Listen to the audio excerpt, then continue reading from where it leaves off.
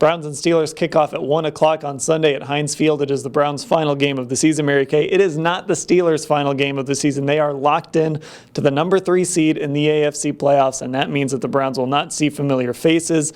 Ben Roethlisberger, Le'Veon Bell, Antonio Brown. Let's just start with Bell, because we saw what he did to the Browns in that first matchup where the Steelers put together long drives against the Browns. Not having him out there alone changes things. Yeah, he rushed for 146 yards in that game and a TD, and he caught another 55 yards in that game. So he really kind of just took over that game. He will not be playing in this game. DeAngelo Williams will be replacing him, so it's a very huge break not to have Bell. DeAngelo Williams, he's pretty good too. He put up nice numbers when Bell was suspended earlier. Now, Ben Roethlisberger, we don't need to tell Browns fans about him either. Of course, not having him out there means the Steelers will turn to Landry Jones. Yeah, of course, as we all know by now, Ben is 20-2 against the Cleveland Browns. He really has had their number since forever.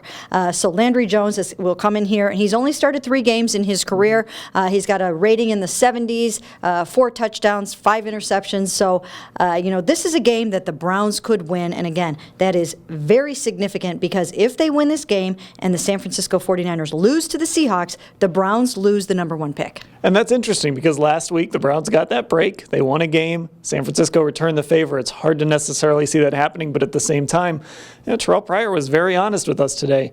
He doesn't want to be in a situation where a team is playing simply for the number 1 pick. These players want to win this game. Yeah, they really do want to win this game. They don't know any other way. They're not even talking about draft picks or anything like that. Hugh Jackson really wants to win this football game, still feels that they can get a very good player even if they end up with the number 2 pick, so that is not in the cards.